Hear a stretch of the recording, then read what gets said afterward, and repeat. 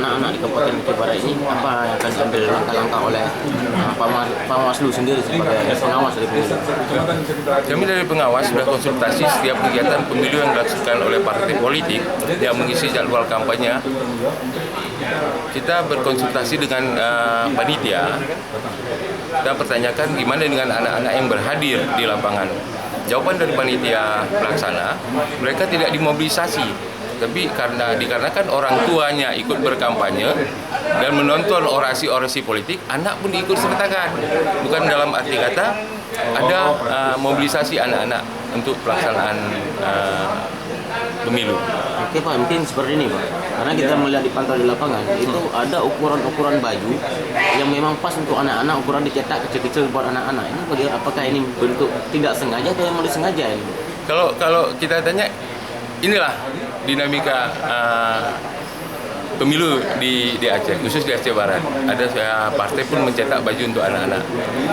Ini yang kita jadikan temuan, tapi temuan itu hanya sebatas administrasi buat penyelenggara, tujukan ke partai politik. Tidak bisa kita jadikan ke sanksinya itu ada nggak? Sanksinya hanya administrasi, kita ajukan ke KIP. Ya, kita rekomendasi itu sanksinya partai. Tapi apa yang mau kita lakukan semua dengan rekomendasi. Panwas melakukan rekomendasi. Sampai atribut-atribut partai. Atribut di Aceh Barat itu banyak sekali yang melanggar dengan ketentuan. Makanya begitu kita akan proses, mereka melaporkan peruntukan itu tidak sesuai dengan ketentuan undang-undang. Baliho dengan ukuran yang telah ditentukan itu yang bisa memuat di baliho itu jargon atau misi dari partai dan pengurus partai yang tidak mencalonkan diri sebagai caleg. Sementara yang diizinkan untuk diisi dalam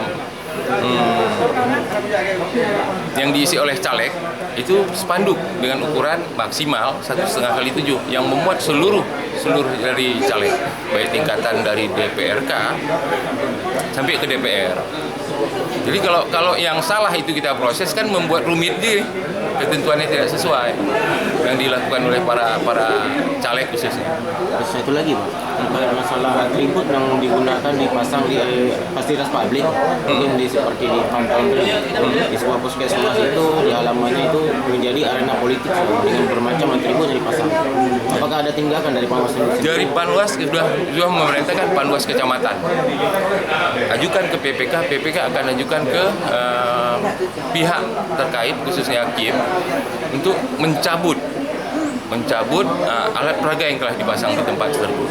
Sampai saat ini berapa udah temuan dari Panwas?